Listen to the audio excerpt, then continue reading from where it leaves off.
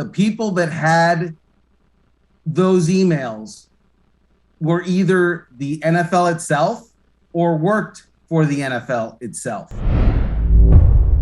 When you read the statement from the NFL denying that they had anything to do with the email media leaks with this, involving John Gruden, his resignation on Monday night, and then the storm that hit the league the day after with everyone trying to figure out the information, what they have, what they're holding. What do you think when the league said, yeah, we had nothing to do with that? Look the other way. Well, so, there are coincidences. The NFL office is in New York on Park Avenue, and around a mile and a half from there is the offices of the New York Times, which was the publication that published Monday's leak.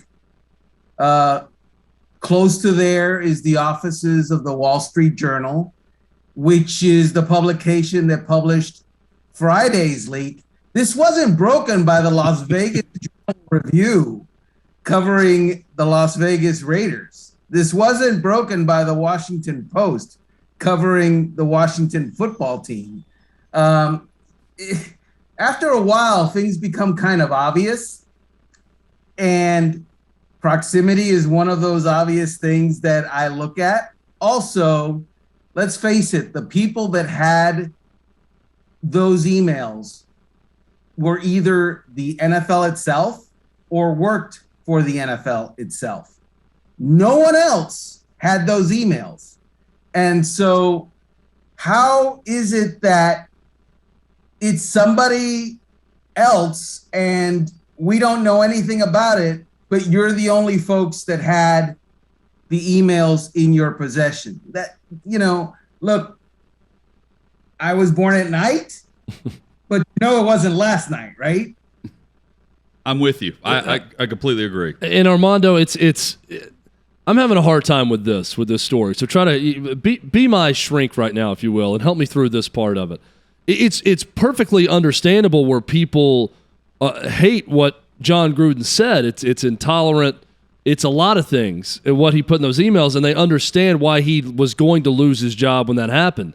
But I'm having a hard time coming to grips with all of these emails, 650,000 of them that were investigated by the league into the Washington football team. And the end result of it, as we know right now, is John Gruden being publicly humiliated, embarrassed, and fired, and Adam Schefter, an email that he had with Bruce Allen being outed.